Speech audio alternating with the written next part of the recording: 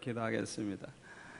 아버지 하나님 감사합니다. 저희들을 무엇이간도 이렇게 사랑해 주시고 날마다 은혜 가운데 살게 해 주시오니 감사합니다. 마지막 때를 맞이해서 한치 앞을 내다볼 수 없는 이 어려운 때에 저희들이 이렇게 참 하나님께서 준비해 주신 교회에서 마음껏 은혜 받으며 주님을 섬기며 복을 받게 하여 주시오니 감사합니다. 어떻게 하면 주님 오실 날이 가까운 때에 바르게 믿으며 바르게 살며 어떻게 하면 하나님을 기쁘시게 하며 살려는지 성령께서 저희들을 가르쳐 주시고 깨우쳐 주시고 항상 인도해 주시기를 원합니다. 그동안 13주 동안에 우리 많은 강사들을 통해서 우리 재직과 성도들이 교육과 훈련을 받게 하신 아버지, 이제는 좋은 열매를 거둬야 되겠사오니 성령이여 도와주옵소서. 머릿속에 지식적으로만 쌓아놓지 말게 하시고 하나하나 행함으로 열매 맺는 저희들이 되기를 원합니다. 오늘 이 마지막 시간에 더 큰 은혜 주시옵소서. 성령께서 이 종의 입술을 주장하여 주옵소서. 우리 성도들의 마음문을 활짝 열어주시고 말씀을 들을 때에 성령의 감동과 감화가 충만하기를 원합니다. 말씀을 통하여 놀라운 변화가 일어나기를 원합니다. 말씀을 통하여 능력받기를 원합니다. 한 분 한 분을 하나님의 사람으로 무장시켜 주옵소서. 예수님의 이름으로 기도하옵나이다. 아멘. 왕이신 나의 하나님, 내가 주를 높이고 영원히 주의 이름을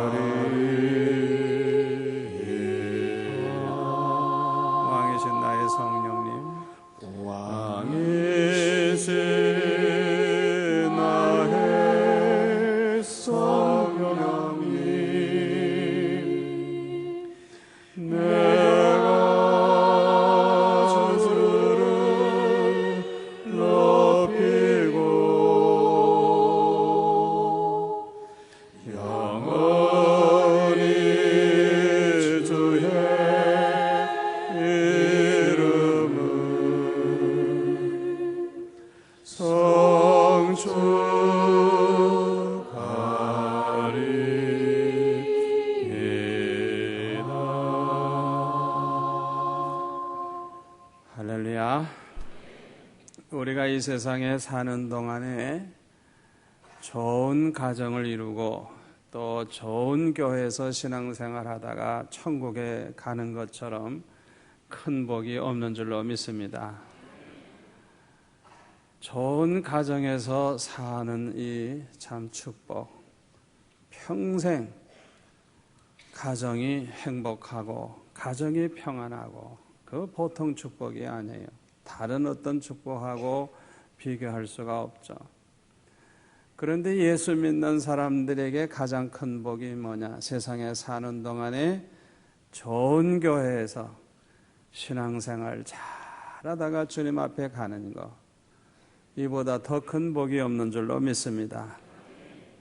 우리는 가정을 좋은 가정이 되도록 항상 지켜야 되고, 또 우리 교회가 좋은 교회가 되도록 항상 만드는, 또 이를 위해서 기도하는 저와 여러분이 되어야 될 줄로 믿습니다. 신약 성경에 보면 예수님께서 3년 동안의 공생애를 마치시고 승천하실 때에 그 12명의 사도를 이제 세워 놓으시고 떠나셨습니다. 물론 가룟 유다는 배신을 해서 빠졌습니다마는, 그리고 이 사도들은 성령의 충만함을 받은 후에 담대히 전도를 하면서 교회가 세워지게 됐어요. 그들이 나아가 복음을 전할 때마다 믿는 사람들이 생기고, 믿는 사람들이 모인 곳에 교회가 되고, 그 숫자가 늘어나고, 그런 교회가 많아지다 보니까 이제 영적으로 양적으로 교회들이 부흥되기 시작을 해서 하루에도 3,000명씩 회개하는 역사가 일어나고, 사도 바울이 가는 곳곳마다 교회가 생기고, 가는 곳곳마다 교회가 부흥되는 그런 역사가 일어나게 되었습니다. 그런데 사도행전 6장에 보면은 교인들이 너무 많아지니까 문제가 생겼어요. 왜냐하면 사도들의 숫자는 뻔한데 성도의 수는 몇만 명이 되니까 성도들 관리를 할 수가 없는 거예요. 그래서 구제 대상이 있어도 뭐 빠뜨리기도 하고 이러다가 보니까 이제 수근수근하고 원망하는 일도 생기고, 그렇게 은혜롭던 교회 안에 찬바람이 불기 시작한 거예요. 이게 보통 문제가 아니에요.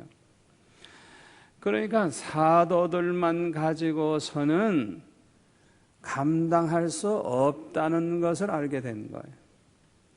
그래서 평신도들 중에서 사도가 아니지만은 사도들을 도울 수 있는 일꾼을 세워야 되겠다. 그래서 최초로 7 집사를 세워서 사도들로 하여금 기도하는 것과 말씀 전하는 것에만 전념할 수 있도록 그렇게 목적을 가지고 이제 7 집사를 세우게 되죠.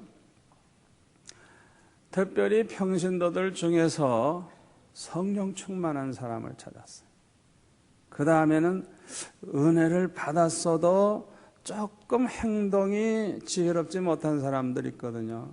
그런 사람은 조금 곤란하니까 지혜가 충만한 사람, 성령만 충만한 게 아니라 지혜가 있어서 무슨 일을 한다든지 하면은 아주 지혜롭게 모든 일을 처리해 나가는 이런 사람들을 또 골랐어요. 그리고 세 번째로는 칭찬 듣는 사람, 누구나 다 좋다고 하는 사람. 그거 굉장히 중요하죠. 몇만 명씩 모였는데 그 모든 사람들이 다 칭찬하는 그런 사람이 된다고 하는 게 이게 보통 귀한 분이 아니죠. 그래서 조건을 3가지를 정한 것이죠. 성령의 은혜를 충만히 받았을 뿐만 아니라 아주 지혜가 있어서 말과 행실이 지혜롭고 일하는 것이 지혜롭고, 그 지혜로운 사람에게 일을 맡기면요, 일도 빨리 되고 잘 되고 돈도 적게 들고 문제도 안 생기고 얼마나 좋은지 몰라요. 그러나 지혜가 없는 사람 일을 맡겨놓으면요, 돈도 더 많이 들고 문제도 많고요, 말썽도 생기고요, 너무나도 후유증이 아주 안 좋아요. 그러니까 7 집사를 세울 때에 아무렇게나 세운 게 아니에요. 아주 검증을 한 거예요. 은혜 받았을 뿐만 아니라 지혜가 있고 또 덕을 세우는, 그래서 모든 사람들에게 칭찬을 듣는 이제 그런 사람들 중에 골라가지고 집사로 세웠습니다. 이들이 하는 일은 다른 일이 아니에요. 사도들을 돕는 일이에요. 그전에는 사도들이 그냥 그 많은 성도들을 돌본다고 정신이 없어가지고 기도도 할 시간이 별로 없고 말씀 준비하는 시간도 별로 없었기 때문에 문제가 많았는데, 이 사도들이 하던 일을 전적으로 도와서 사도들로 하여금 좀 이렇게 사도들이 안 해도 되는 일은 집사들에게 맡기고, 사도들이 자신들이 꼭 해야 할 일만 꼭 하게 하는, 그 아주 지혜로운 거죠.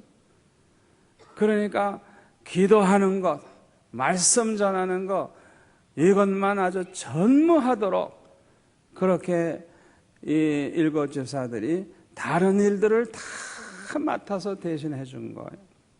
그러니까 어떤 일이 벌어져요? 사도들이 기도를 마음껏 하고 또 말씀 준비도 잘하고 하다 보니까 이 말씀이 권능이 있고 살아있으니까 그냥 사도행전 6장 7절에 보면 크게 부흥이 되는 거예요. 말씀이 흥황한 거예요. 말씀의 능력이 나타나고, 그래가지고 은혜를 받게 되니까 교회가 아주 크게 부흥됐다고 했습니다. 우리 교회는 교역자가 지금 한 60명이 조금 넘습니다. 목사님들이 30여 명 되고요. 그런데 우리 교역자 한 사람이 할 수 있는 일은 뻔해요. 하루 종일 새벽부터 저녁까지 신방한다고 한번 생각해 보세요. 하루에 10가정 하기 힘듭니다. 요새는 교통도 안 좋고 거리도 멀어가지고 힘들어요. 그러니까 우리 교역자들이 신방을 한다고 할 때 한 사람이 할 수 있는 게 10가정 이상 하기 힘들어요.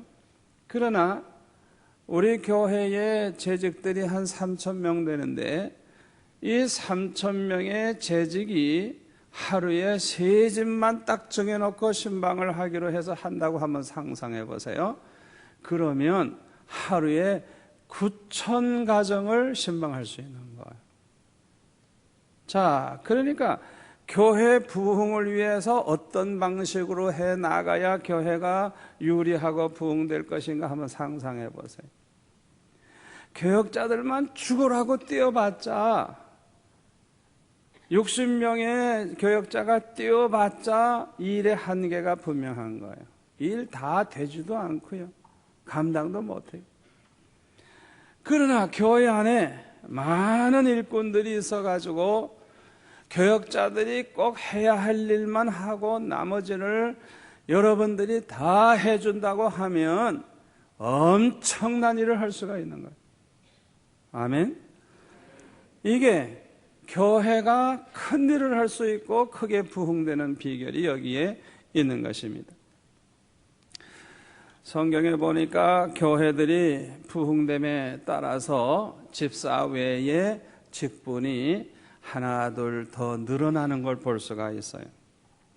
그래서 감독이라는 직분도 나오고 목사도 나오고 교사도 나오고 오늘 본문에 보면 장로도 나오고, 이 교회 안에 여러 가지 직분이 이제 생긴 것을 알 수가 있습니다. 에베소서 4장 11절에 보면 그가 혹은 사도로 혹은 선지자로 혹은 복음 전하는 자로 혹은 목사와 교사로 주셨으니, 이런 직분들을 세워주셨다는 것이죠. 그리고 이들을 세운 목적은 12절에 보니까 이는 성도를 온전케 하며 봉사의 일을 하게 하며 그리스도의 몸을 세우려 하심이라 그랬어요. 그리스도의 몸은 교회를 가리키는 거예요. 자, 교회가 세워지고 교회가 부흥되려고 하면 먼저 봉사자가 많이 생겨야 돼요. 그리고 훌륭한 봉사자가 되려고 하면 먼저 온전한 성도가 되어야 하는 것입니다. 그러면 어떻게 성도가 온전해질 수가 있습니까? 한마디로 말해서 온전한 성도가 되는 방법은 성도들이 은혜를 받아야 돼요. 은혜를 받으면 받을수록 누구를 닮아요? 예수님을 닮아요. 우리 예수 믿는 사람들이 가장 온전한 성도가 되려고 하면 누굴 닮아야 돼요? 예수님 닮아가면 돼요. 예수님이 표준이에요. 우리가 성장하되 누구까지 이르도록? 그리스도에게 이르도록, 주님을 닮도록, 주님의 모습으로 그렇게 성장해야 돼요. 그러니까 그 사람이 얼마나 은혜 받은 사람이냐, 뭘 보고 아느냐, 얼마나 주님을 닮았느냐. 은혜 받은 사람일수록 온전한 성도가 되는 거예요. 온전한 성도. 은혜 받은 척 했다 그래서 그 사람이 은혜 받은 게 아니에요. 은혜 받은 사람은 은혜 받은 만큼 변화가 일어나는데 아주 온전한 성도가 되는 거예요. 온전한 성도. 주님을 닮은 성도가 되는 거예요. 그러므로 은혜 받기 위해서는 첫째로 교회에 잘 모여야 됩니다. 예배 시간에 잘 모여야 돼요. 그래서 말씀을 잘 들어야 은혜 받을 기회가 많아지고, 그러다가 보면은 점점 온전한 성도가 되는 것입니다. 일주일에 대예배 한 번 나오시는 분하고 또 낮 저녁 2번 나오시는 분하고 2번 나오는 분이 2배로 은혜 받는 거 아니에요. 왜 그런 줄 알아요? 일주일에 한 번 나오시는 분은요, 한 번 반짝 은혜 받았다가 일주일 내내 세상에 시들라다가 보면은 받은 은혜가 어디로 갔는지 없어요.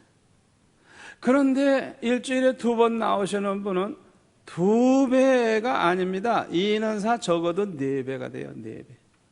그런데 일주일에 7번 나오는 분 있다고 해보세요. 매일 한 번씩 나온다고 해보세요. 그 사람은 7배가 아니에요. 7, 7이 49. 그러니까 예배를 자주 참석하고 말씀을 자주 은혜로운 말씀을 들은 사람은 그만큼 더욱더 빨리 성장하고 더욱더 온전한 성도가 되는 거예요.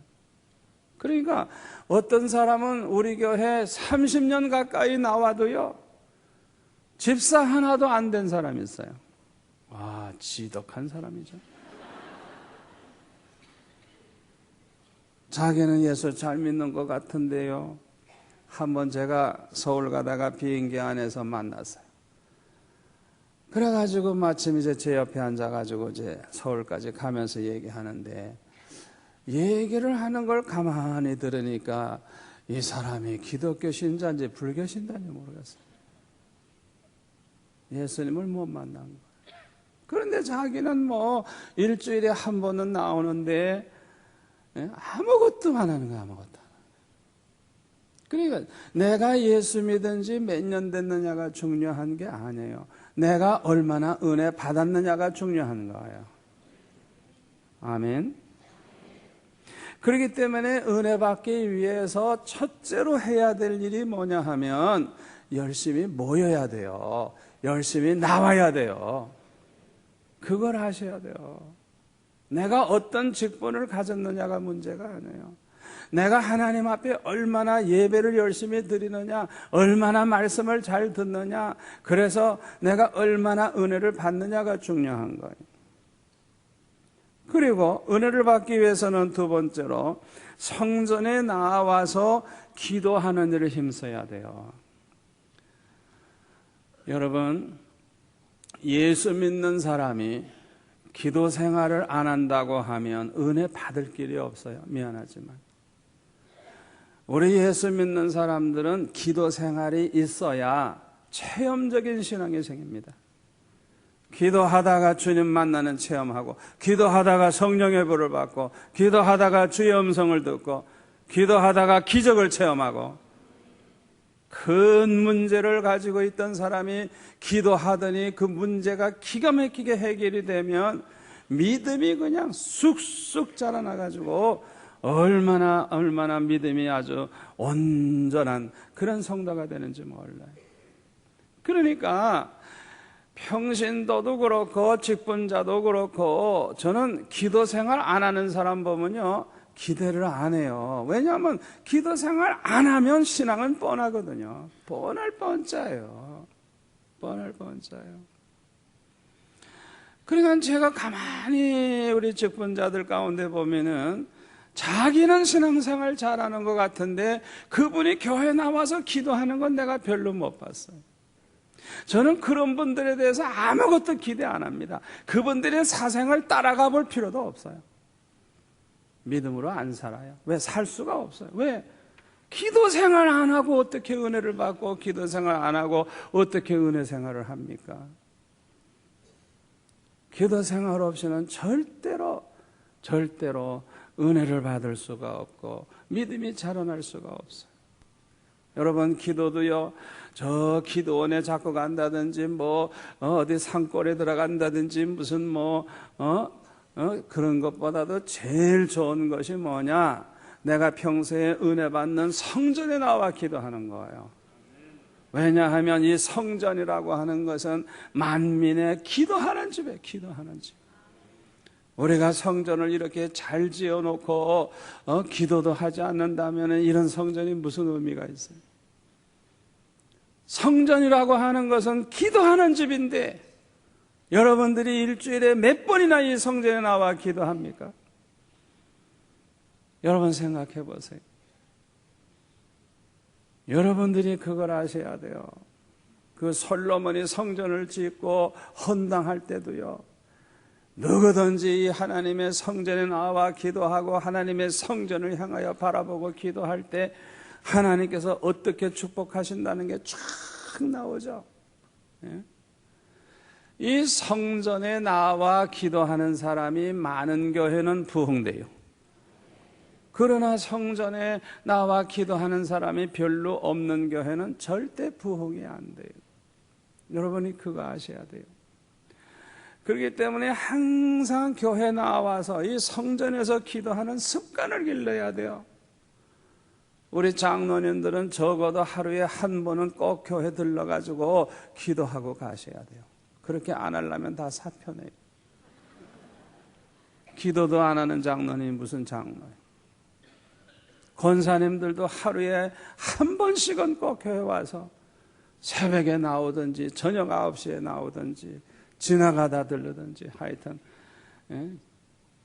권사님들이 정말 안나와 같이 기도하는 어머니가 되어야 되는데. 아멘. 은혜를 받기 위해서는 반드시 봉사를 해야 됩니다. 그거 참 이상하죠. 밥만 먹고 운동을 안 하면 배만 나오고 몸이 약해져요. 그래서 열심히 일을 해야 돼요.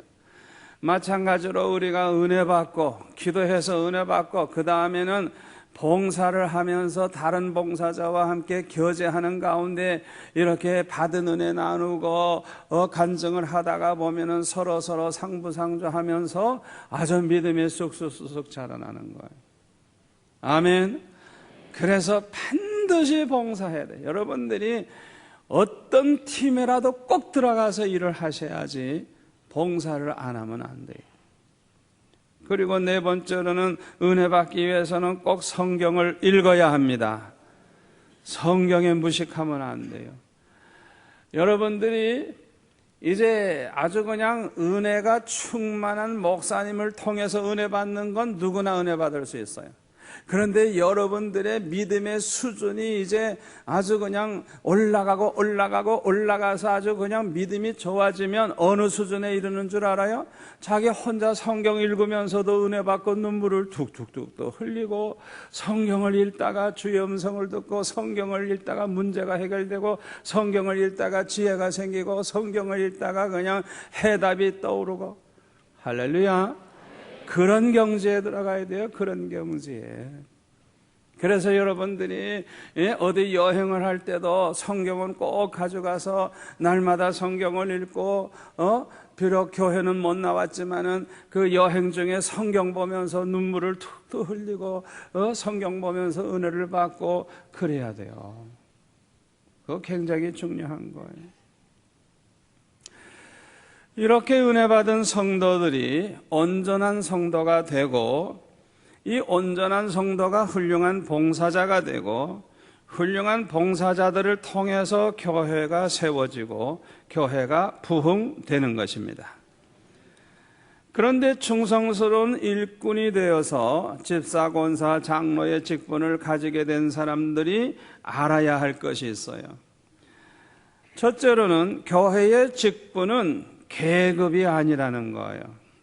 어떤 분은 집사가 장로 되면 출세했다고 생각을 해요. 이거는 오해예요. 이건 잘못 생각한 거예요. 어떤 분은 권사가 되는 것을 아주 명예직으로 알아가지고 아주 그냥 권사가 꼭 돼야 되겠다고 그걸 무슨 영광스러운 명예직으로 착각하는 분이 있어요.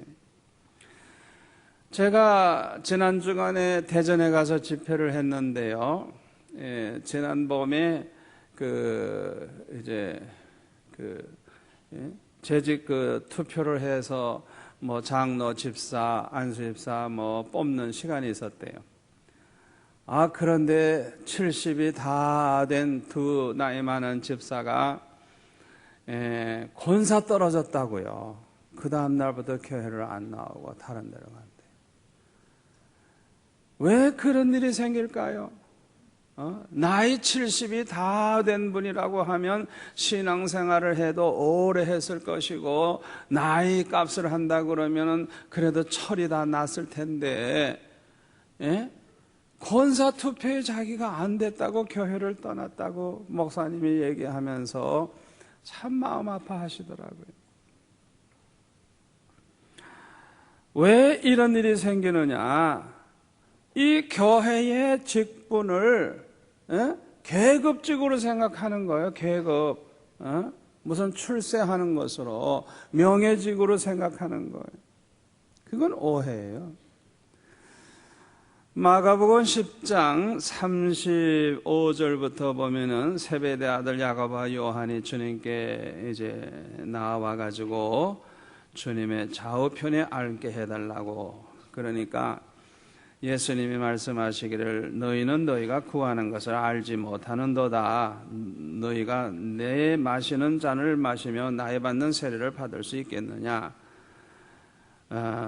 다시 말하면 주님의 좌우편에 앉게 해달라 그러는데 예수님처럼 만왕의 왕으로서 한없이 높임을 받는 그 자리에 가기까지 우리 주님이 십자가의 잔을 받은 다음에야 이제 그 영광이 있는데, 그런 것도 전혀 모르고 덮어놓고 예수님 좌우편에 앉게 해달라 그러니까 너희들은 지금 아무것도 모르고 그걸 구하고 있다 이거죠.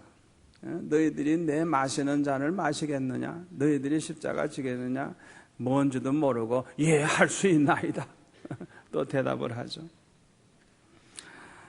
자, 그런데요, 여기서 중요한 말씀을 해요. 41절에 보면 다른 10명의 제자들이 화가 났어요. 야고보, 요한이 좌우편에 앉게 해달라 그러니까 지네들만 좌의정 우의정 해먹으려고 한다 그러니까 얼마나 화가 나겠어요. 그래가지고 화를 낼 때 42절에 보니까 예수님이 설명을 하십니다. 이방인의 소위 집권자들이 저희를 임의로 주관하고 그 대인들이 저희에게 권세를 부리는 줄을 너희가 알거니와. 세상의 계급, 높은 계급에 있는 사람들은 어떻게 합니까? 그 권세를 이용해 가지고 자기 멋대로 하고 그 권세를 막 부리면서 그렇게 자기 이득을 취하고 하죠. 세상은 그렇다 이게. 그러나 교회는 그렇지가 않다. 교회의 직분은 그런 직분이 아니라는 거예요. 43절에 보세요. 누구든지 크고자 하는 자는 어떻게 해야 돼요? 섬기는 자가 돼야 너희 중에 크고자 하는 자는 섬기는 자가 돼야 된다는 거예요. 너희 중에 누구든지 으뜸이 되고자 하는 자는 모든 사람의 종이 돼야 된다. 이게 교회의 직분의 특징이 이겁니다. 이 교회에서 가장 존경받고 가장 아주 그냥 어른 대접을 받고 싶거든 모든 사람의 종 노릇하라는 종. 자기 자신을 낮추고 섬기는 자로 그렇게 하면 저절로 그 사람은 대접받게 되고 그 사람은 존경받는 그런 직분자가 된다는 거예요. 그러니까 세상하고는 정반대예요, 반대. 아멘. 세상의 직분과 교회 직분이 이렇게 다르다는 걸 우리는 알아야 되는 것입니다. 교회 직분을 계급으로 아는 사람들이 마치 세상의 집권자들처럼 행동을 해서 교회에서 덕을 세우지 못하는 경우가 종종 있죠. 교회 직분은 봉사직이에요. 모든 사람의 종노릇을 잘하는 사람들이 직분자가 되고 또 존경을 받게 되는 것입니다. 그래서 베드로전서 5장 3절에 보면 뭐라 그랬어요? 맡기운 자들에게 주장하는 자세를 하지 말라. 마치 내가 장로가 됐으면 여기에서 뭐 내가 제일 높은 자리에 있는 것처럼 집사, 권사 이렇게 저렇게 하면서 마치 자기가 불호령이라도 하듯이 그런 자세를 하면 안 된다는 거예요. 이거는 착각이라. 계급이 아니거든요. 장로가 집사보다 높고 이런 계급이 아니거든요. 절대로 주장하는 자세를 해서는 안 된다는 거예요. 그럼 뭘 해야 되느냐? 오직 양무리의 본이 되라. 본이 되라. 내가 마치 밑에 사람 부리듯이 하지 말고 나 자신이 본이 되라는 거예요. 본이. 아멘. 이거는 참 중요한 말씀이죠. 사실상 교회 안에서요, 가장 권위가 있고 가장 존경받고 가장 능력이 나타나는 일꾼이 누굽니까? 본을 보여주기 때문에 모든 분들이 감동을 받고 모든 분들이 우러러보고 모든 분들이 야, 저렇게 살아야 돼, 저렇게 저분같이 기도해야 돼, 저분같이 봉사해야 돼, 저분같이 헌금해야 돼, 저분같이 섬겨야 돼. 그러면요, 그 사람은요, 자기가 무슨 주장하는 자세 안 해도 모든 사람이 다 머리 숙이고 그분 말이라고 하면 예, 당연히 말씀대로 해야죠. 모든 분들이 다 머리 숙이고 따르게 되는 거예요. 그렇기 때문에 성도들을 온전케 하고 봉사하는 일을 하게 하고 또 주님의 몸된 교회를 세우는 이런 일을 하려고 할 때 이런 일을 제일 잘하는 사람이 누구냐? 주장하는 자세를 하는 사람이 아니고 본을 보이는 거예요. 나처럼 사시오. 나처럼 봉사하시오. 나처럼 헌금하시오. 나처럼 기도하시오. 나처럼 전도하시오. 이렇게 본을 보여주는 사람, 이 사람들이 그 일을 제일 잘할 수 있는 사람이에요. 사도 바울이 고린도전서 11장 1절에 보면 뭐라 그랬어요? 내가 그리스도를 본받는 자 된 것 같이 너희는 나를 본받는 자가 되라. 내가 예수님을 본받아서 이렇게 사는 것처럼 너희들도 나처럼 그렇게 해라. 그러니까 이 사도 바울이 우리에게 아주 모범적인 직분자의 모델이 되는 거예요. 모델.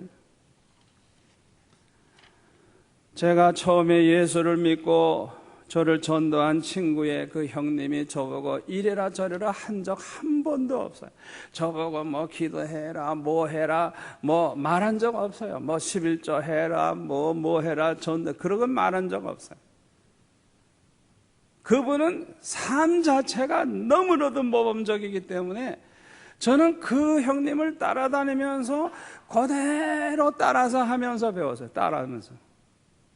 기도 많이 하시니까 나도 따라다니면서 기도 많이 하고, 성경 많이 보시니까 나도 성경 많이 보고, 그분이 봉사를 잘하니까 나도 봉사하고, 그분이 전도 많이 하니까 나도 전도 많이 하고, 그분이 사는 그 모습 그대로 따라가다 보니까 저는 아예 그냥 예수 믿자마자 그냥 아주 그냥 가장 좋은 모델을 따라서 그렇게 가다 보니까 아주 은혜도 받고 빨리빨리 변화가 되고 빨리빨리 컸죠. 교회의 직분자들은 성도들에게 본이 되어야 하기 때문에 직분자를 세울 때에 그 자격 심사가 굉장히 엄격했어요. 디모데전서 3장 1절부터 보니까 선한 일을 사모하는 사람이어야 되고, 책망할 것이 없는 사람이어야 되고, 나그네 대접을 잘하는 사람이어야 되고, 또 가르치기를 잘하는 사람이어야 되고, 술을 즐기지 아니하는 사람이어야 되고, 구타하지 않는 사람, 이 주먹을 휘두르는 이 혈기가 있는 사람이 아니라야 되고, 오직 관용하며 다투지 아니하며, 또 돈을 사랑치 아니하며, 자기 집을 잘 다스리는 사람이어야 된다. 그리고 외인에게서도 선한 증거를 얻은 자라야 된다. 예수 안 믿는 사람들, 세상 사람들에게서도 선한 증거를 얻은 사람, 세상 사람들에게 욕먹는 사람이 말이죠, 교회 안에서 말이죠, 집사, 권사, 장로 되면요, 교회 욕먹히는 거예요. 교회 욕먹. 아이고, 저런 인간이 장로래, 저런 인간이 권사래, 이러면 전도에 못 막히는 거. 그러니까 외인에게서도, 예수 안 믿는 사람들이 볼 때도 선한 증거를 얻은 자라야 된다는 거예요. 감독이 그러할 뿐만 아니라 이와 같이 집사들도 단정하고, 여기 단정하고 그랬는데, 모습이나 몸가짐이 흐트러진 데가 없이 얌전하고 깔끔한 사람을 가리켜서 단정하다 그랬어요. 모습도 몸가짐도 흐트러진 데가 없어요. 얌전하고 깔끔한 사람. 집사들도 이렇게 단정해야 된대요. 제가 우리 교회 성도들 처음 나온 사람들 가만히 보면요, 얼마나 흐트러져 있는지 몰라요. 어떤 여자는 새로 나왔는데 보니까 그냥 이 옷을 그냥 이렇게 찢어진 옷을 입어가지고 젖이 반쯤은 보일랑 말랑 그러고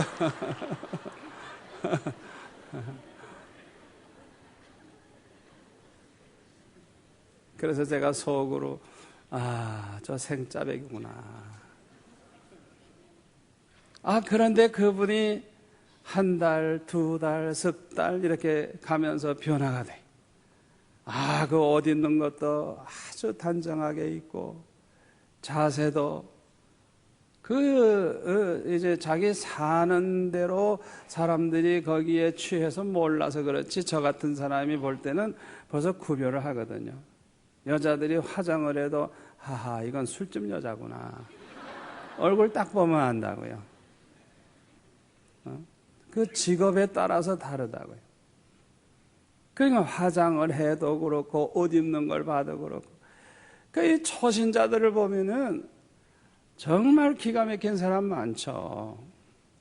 그런데 집사가 될 정도로 됐으면은 단정해야 된다. 단정해야 된다. 모습도 몸가짐도 흐트러진 데가 없이 얌전하고 깔끔한 거, 그게 단정하다는 거예요. 제가 잔소리해서 그렇게 하는 거 아니에요. 성경이 그렇게 말씀하는 거예요.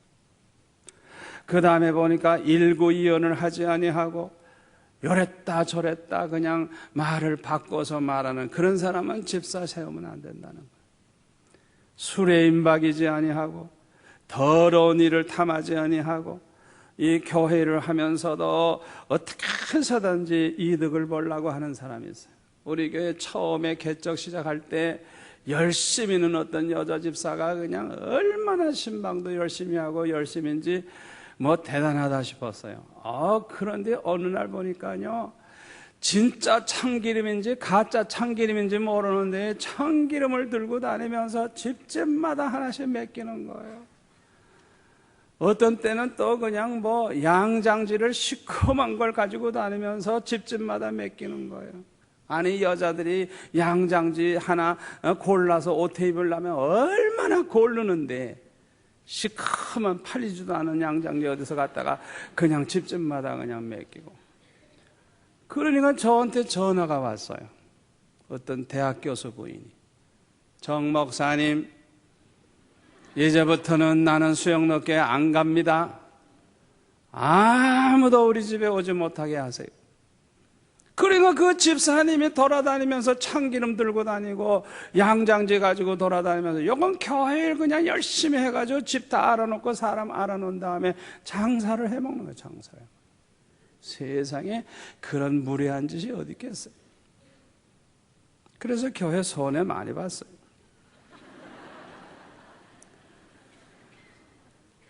또 깨끗한 양심의 믿음의 비밀을 가진 자라야 할지니라. 깨끗한 양심의 믿음의 비밀.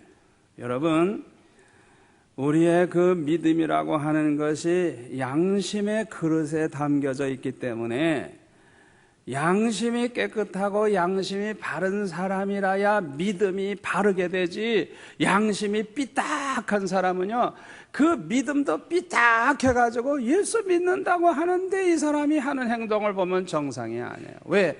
양심이 잘못되어 있기 때문에. 여러분 그거 아셔야 돼요. 그래서 우리의 믿음이 가장 온전한 믿음이 되려고 하면 이 양심이 바르게 돼야 되는 거예요. 양심이 화인 맞은 사람은요, 그냥 자기 생각만 하고 자기 이득만 생각하고 자기가 아는 게 최고인 줄 알고, 이게 양심의 문제예요. 양심의 문제. 어떻게 내 생각이 가장 옳습니까? 나보다 더 옳은 분이 얼마나 많은데, 내가 신앙생활 잘해도 나보다 잘하는 사람이 얼마나 많은데. 아멘. 우리가 이 양심이 바르게 서 있어야 돼요. 양심이 잘못되면 믿음도 잘못되는 거예요. 집사의 직분을 잘한 자들은 아름다운 지위와 그리스도 예수 안에 있는 믿음의 큰 담력을 얻는다. 여기 아름다운 지위, 존경을 받고 사랑을 받는 그런 직분자가 된다는 것이죠. 이렇게 구체적으로 교회 직분자들의 자격을 말하고 있는데, 요약을 하면 성령 충만하고 지혜가 충만하고 칭찬 듣는 그런 사람이 되어야 된다는 것이죠. 우리 직분자들에게 특별히 부탁하고 싶은 게 있어요. 모든 일에 항상 꾸준한 직분자가 되시기를 바랍니다. 참 이 꾸준하신 분들이 너무너무 훌륭한 분들이에요. 지나간 29년 동안 변함없이 꾸준한 우리 권사님들, 어쩌면 그렇게 변함이 없고 그냥 처음에도 교역자 사랑했는데 29년 동안 변함없이 사랑하고, 참 우리 교회 정말 훌륭한 그 성품이 대단한 사람에 내가 볼 때 어떻게 그렇게 29년 동안을 한결같을 수가 있고, 봉사하는 것도 한결같고, 그냥 얼마나 그렇게 많은 세월을 그렇게 함께 늙는지, 참 너무너무 좋은 분이에요. 여러분, 사람이라는 것은요, 한때는 누구나 다 열심히 할 수 있어요. 대개 보면은 집사고 권사고 장로고 직분을 맡으면 처음에는 굉장히 할 것 같이 대개 다 그냥 그럽니다. 우리 교역자들도 새로 오면요, 처음에 보면 굉장히 할 것 같이 해요. 그건 누구나 다 그렇기 때문에 저는 놀라지 않아요. 누구나 처음에는 다 그러니까 난 놀라지 않는다고. 당신도 해보려고 하는구만. 그건 누구나 다 그래요. 중요한 건 그 사람이 얼마나 꾸준하냐, 이게. 아멘. 얼마나 한결같은 사람이냐, 그게 중요한 거예요. 예배 참석도 꾸준히 그렇게 잘하고, 앞자리에 앉는 분이 꾸준히 앞자리에 앉아서 예배드리고, 어떤 사람은 앞에 앉았다가 더 뒤에 앉았다가 그냥 왔다 갔다 하시는 분이 있어요. 그 꾸준한 분들, 그 보통 분들의 그 성품이 대단한 분들이에요. 꾸준한 것. 봉사생활도 꾸준히 해. 이랬다 저랬다 하는 게 아니고, 기도생활도 꾸준히 해. 그 대단한 사람이에요. 전도도 꾸준히 하는 분, 그 대단한 분이에요. 하나님을 사랑하는 그 마음이 변함이 없고, 교회를 사랑하는 그 마음이 변함이 없고, 교역자를 사랑하는 그 마음이 변함이 없고, 꾸준한 성도들이 되시기를 바랍니다. 우리 오래된 직분자들이 빠지기 쉬운 함정이 있어요. 오래된 직분자들이 첫째는 교만해지기 쉬워요. 왜? 내가 선배다 이거야. 내가 오래된 집사요, 오래된 권사요, 오래된 장로라 하면서 자신도 모르는 사이에 교만에 빠지기 쉬워요. 두 번째로 배우려고 하지 않는 거. 이게 아주 문제입니다. 다 안다는 거예요. 아이고 또 와서 뭐 무슨 소리 하겠어. 다 우리가 들은 소리지. 여러분 잘 들으세요. 우리가 얼마나 듣느냐가 중요한 게 아니에요. 우리가 들어서 얼마나 은혜 받아가지고 내가 얼마나 변화됐느냐, 들은 말씀을 내가 얼마나 실천하느냐가 중요한 것이지. 아니 내가 직분자 된 지 오래돼도 하나도 사람이 변화가 안 됐고 성장을 하지 않았고 전혀 실천을 하지 않는다 그러면 그 사람은 그만큼 문제가 많은 것이고 강박한 것이지 오래됐다는 게 자랑이 아닙니다. 아멘. 내가 얼마나 달라졌느냐, 직분을 받기 전과 후가 얼마나 달라졌느냐가 중요한 거예요. 내가 얼마나 실천을 하고 있느냐가 중요한 거예요. 아멘. 또 오래된 직분자가 빠지기 쉬운 함정이 뭐냐? 게을러지는 겁니다. 사람이 게을러져. 그리고 네 번째로는 구경꾼이 되는 거. 그래가지고 자기는 이제 일 안 해. 구경만 해. 그래서 어떤 경우에 보면은 새로 나오신 그런 새로운 직분자들이 그냥 열심히 봉사하는데 오래된 분들은 봉사 안 해. 구경만 해. 이게 함정이에요. 함정. 그 다음에는 첫사랑을 잃어버리는 거. 그 처음에 그 열정을 다 잃어버리는 거. 이게 함정이에요. 여러분 잘 들으세요. 과거보다 현재가 중요합니다. 과거에 잘했으면 뭐해요? 현재가 중요하지. 과거에 은혜 받았으면 뭐해요? 지금 은혜 가운데 살아야지. 과거에 봉사 많이 했으면 뭐해요? 지금 봉사 얼마나 하느냐가 중요한 것이지. 아멘. 자꾸 과거를 생각하지 마세요. 언제나 지금의 내 모습을 생각해야 돼. 지금의 내가 어떤 나인가를 아셔야 돼요. 예수님이 뭐라 그랬어요? 나중된 자 중에 먼저 될 자가 많으니라. 여러분 그거 아셔야 돼요. 그러니까 옛날에 내가 먼저 은혜 받았고 먼저 직분 받았고 먼저 그게 중요한 게 아니에요. 세월이 가다 보면 바뀝니다. 거꾸로 됩니다. 그렇기 때문에 계속해서 겸손한 자세로 배우려고 그러고 더 열심히 하려고 그러고 더 달려가려고 그러고 그래서 계속해서 앞서 나가야지. 조금이라도 한눈 팔고 있으면 안 되는 것입니다.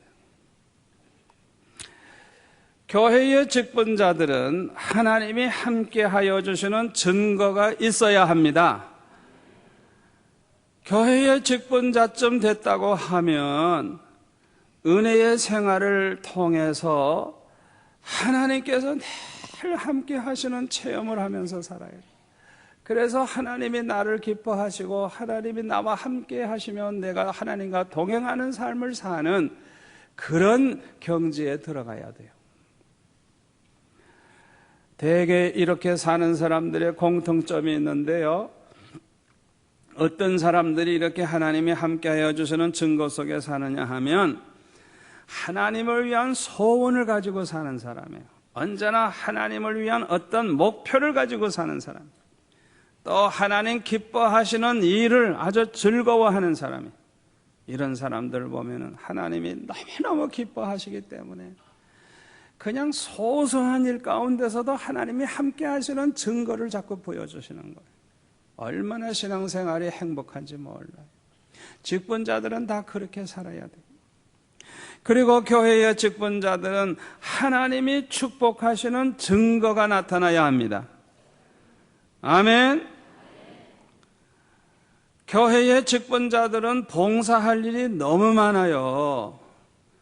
섬기는 일에 본을 보여야 돼요. 그러니까 축복을 받아야 받은 복으로 할 수 있지. 받은 복이 없는데 어떻게 하겠어요? 그러니까 저와 여러분이 정말 하나님이 축복하시는 증거를 날마다 체험하면서 살아야 돼요. 그래서 세월이 가면 갈수록 헌금도 더 많이 하고 봉사도 더 많이 하고 왜? 받은 복이 점점 많아지니까 그렇게 살아야 돼요. 여러분 모두가 다 그렇게 되기를 바랍니다.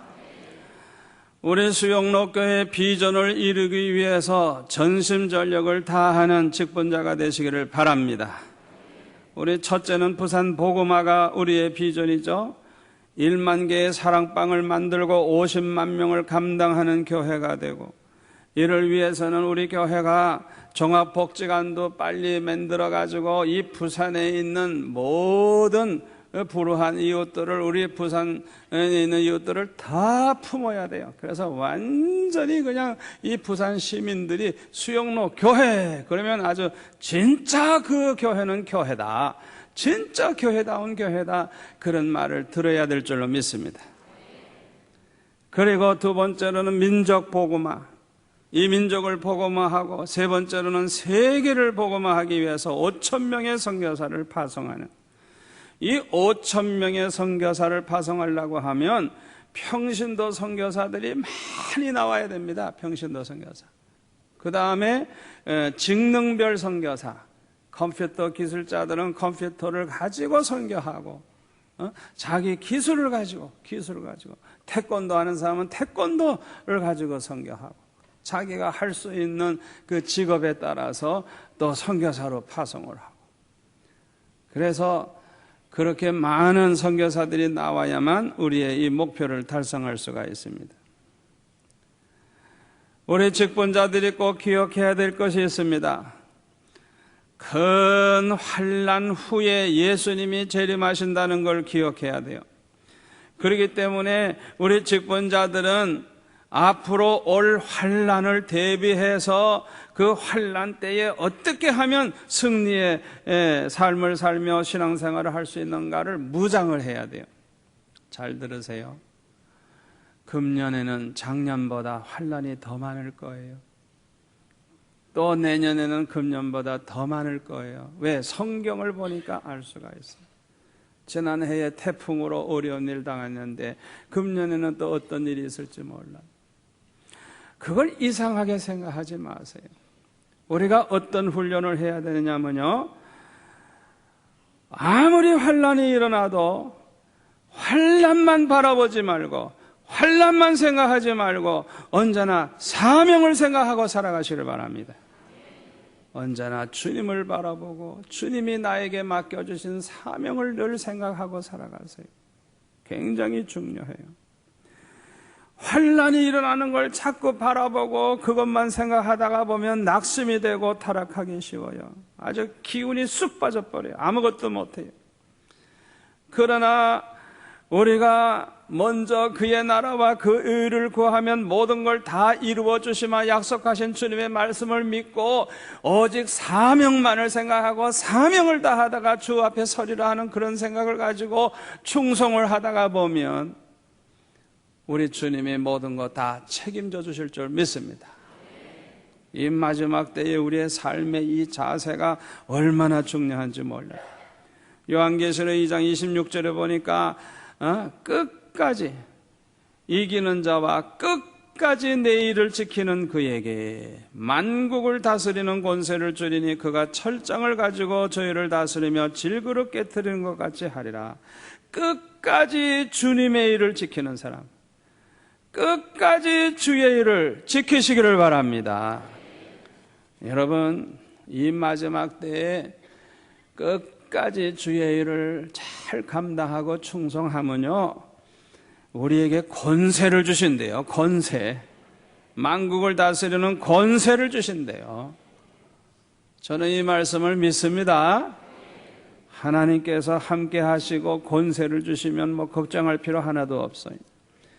마가복음 10장 29절에 보면 우리가 주님과 복음을 위해서 살면, 주님과 복음을 위해서 집도 바치고 땅도 바치고 부모 형제를 바치고 자식을 바치고 하여튼 주님과 복음을 위해서 살아가면 금세에 100배의 복을 받고 내세에 영생을 얻지 못할 자가 없다. 왜 내세에 영생을 얻지 못할 자가 없다고 그렇게 확실하게 얘기하는 줄 압니까? 여러분 잘 들으세요.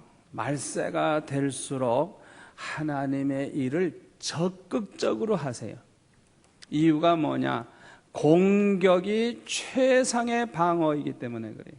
신앙생활을 해도 공격적으로 마귀의 일을 물리치고 복음을 막 전하고 하나님의 나라를 세우고 끝까지 복음을 전하는 이런 일을 위해서 그냥 막 적극적인 공격적인 신앙생활을 하면 그만큼 신앙이 강해지는 거예요.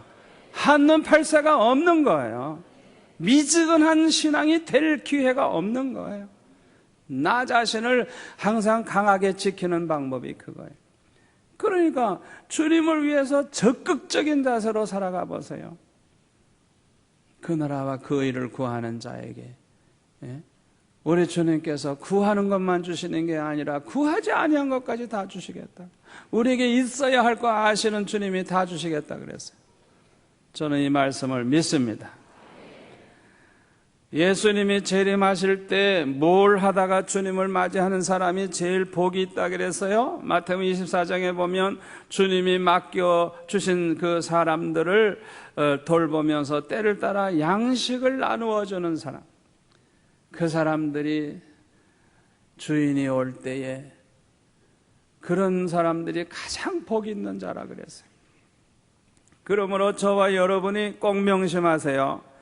열심히 배우든지 가르치든지 열심히 전파하든지 반드시 택하시기를 바랍니다.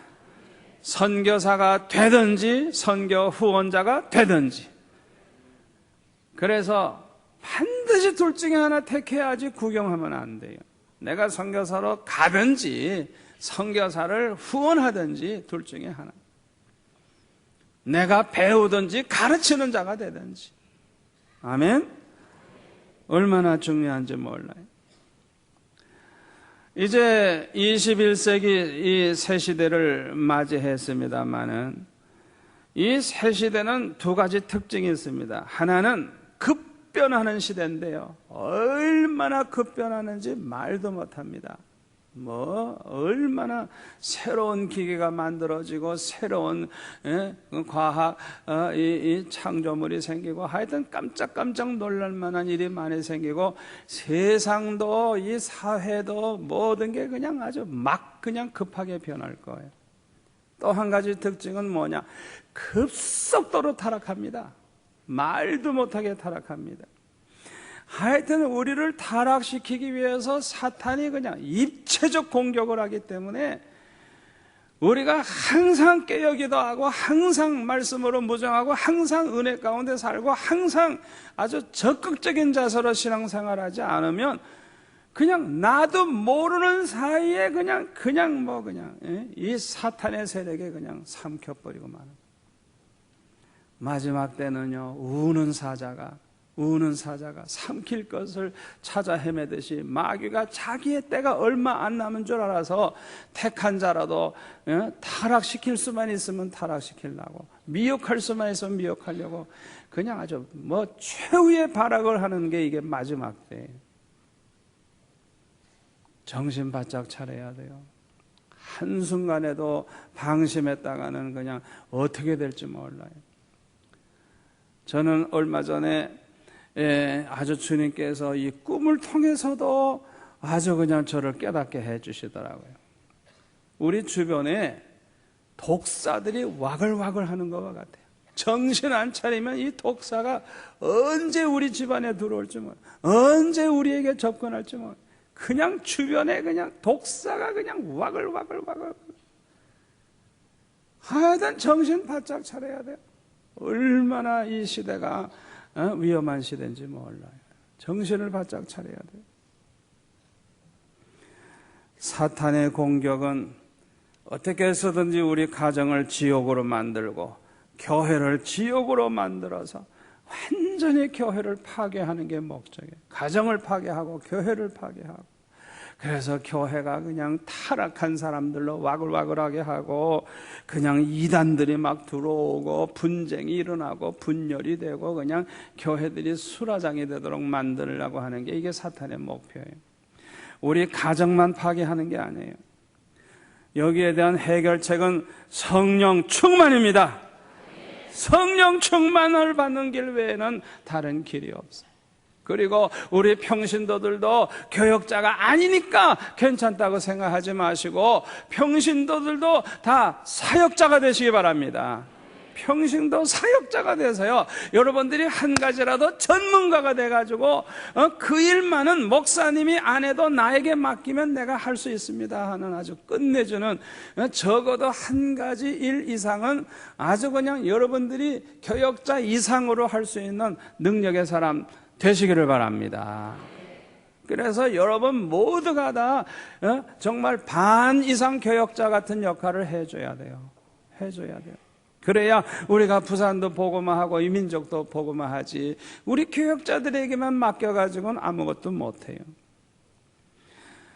우리가 성령 충만하고 평신도들이 다 사역자가 되는 이런 무장을 하고, 우리 교회는 천국과 같은 교회가 되고, 우리가 전도하는 일, 선교하는 일에 총력을 기울여서 우리 주님 오시는 그날에는 잘했다 칭찬 듣는 저와 여러분이 될 수 있기를 바랍니다. 오늘 주신 말씀 생각하면서 우리 통성으로 한번 기도하십시다. 우리 다 일어나셔서 두 손 높이 들고 주여 주 세 번 부르짖고 기도하겠습니다.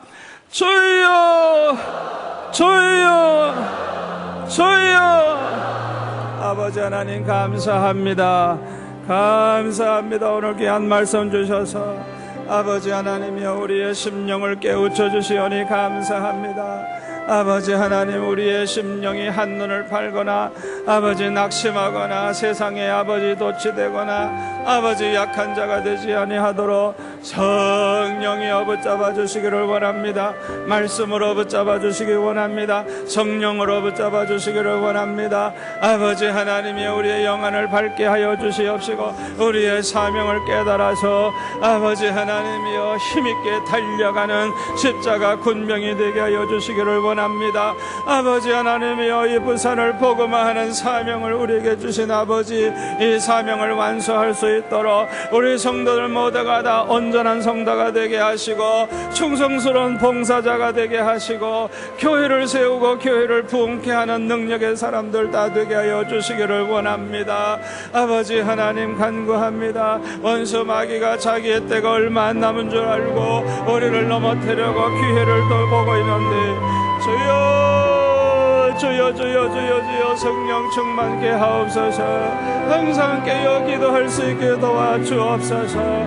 말씀으로 무장케 하여 주옵소서. 적극적으로 신앙생활하게 도와주옵소서. 아버지 하나님, 그리해서 우리 자신의 신앙이 아버지 하나님 약해지지 않게 하시고, 아버지 우리의 신앙이 한결같게 하여 주시고 꾸준하게 하여 주시고 점점 더 독수리와 같이 올라가는 자가 되게 하여 주시기를 간절히 바라고 심히 원하옵나이다.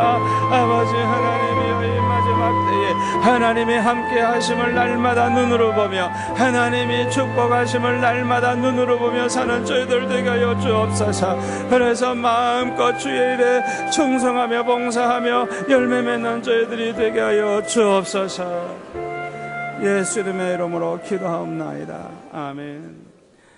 아버지 하나님 감사합니다. 저희들에게 귀한 말씀 주시니 감사합니다. 듣는 자만 되지 말게 하여 주옵소서. 지식만 갖는 자 되지 말게 하여 주옵소서. 은혜를 받아야 되겠나이다. 변화가 돼야 되겠나이다. 실천에 옮겨야 되겠나이다. 열매가 있어야 되겠나이다. 내가 예수 믿은 지 얼마나 됐느냐, 직분을 받은 지 얼마나 됐느냐가 중요한 것이 아니고 내가 얼마나 열매를 맺느냐가 중요한 줄 믿습니다. 과거만 생각하고 아버지 하나님이여 게을러지지 않게 하여 주옵소서. 항상 겸손한 마음으로 배우는 일에 앞장서며 언제나 실천하는 일에 앞장설 수 있는 저희들 되게 하여 주옵소서. 나중된 자 중에 전 먼저 될 자가 많다고 하신 주여, 우리 성도들이 모두가 다 가면 갈수록 더 앞서갈 수 있게 하여 주옵소서. 믿음도 더하여지게 하여 주시고 축복도 더하여지게 하여 주셔서 옛날보다 봉사하는 분량이 더 커지게 하여 주옵시고 옛날보다 헌금도 10배 100배로 늘어나게 하여 주옵시고 옛날보다 능력도 더해지게 하여 주옵소서. 특별히 우리 성도들의 가정을 천국과 같은 가정 되도록 지켜주옵소서. 원수마귀 틈 못하게 하여 주옵소서. 우리 성도들이 깨어 기도하며 항상 은혜 가운데 살아서 우리 교회가 주님 오시는 그날까지 천국과 같은 교회로 우뚝 서게 하여 주옵소서. 이 부산을 복음화하기를 원합니다. 이 민족을 복음화하기를 원합니다. 전 세계 복음화를 위하여 5,000명의 선교사를 파송하기를 원합니다. 아버지 이루어 주옵소서. 한 분 한 분을 다 주님께서 성령으로 인쳐주시기를 원합니다. 한 분 한 분을 능력을 주시기를 원합니다. 아버지 100명 1000명 몫을 감당할 수 있는 일꾼 신자들 되게 하여 주옵소서. 가정을 축복하여 주옵소서. 생업의 복을 주옵소서. 건강의 복도 주시옵소서. 기도의 능력을 주옵소서. 전도의 능력을 주옵소서. 그래서 모두가 다 십자가 군병되어 항상 승리하며 열매 맺게 하여 주옵소서. 수영로 교회 때문에 부산이 복을 받게 하여 주옵소서. 수영로 교회 때문에 이 민족이 복을 받게 하여 주옵소서. 수영로 교회 때문에 놀라운 축복의 역사가 일어나는 걸 날마다 보게 하여 주옵소서. 아버지 이번 한 주간도 승리할 줄로 믿습니다. 우리 성도들의 발걸음을 인도하시고 범사의 형통함을 주시옵시고 아버지 하나님 함께 하심을 날마다 체험하며 영광 돌리며 살게 도와 주옵소서. 예수님의 이름으로 축복하며 기도하옵나이다. 아멘.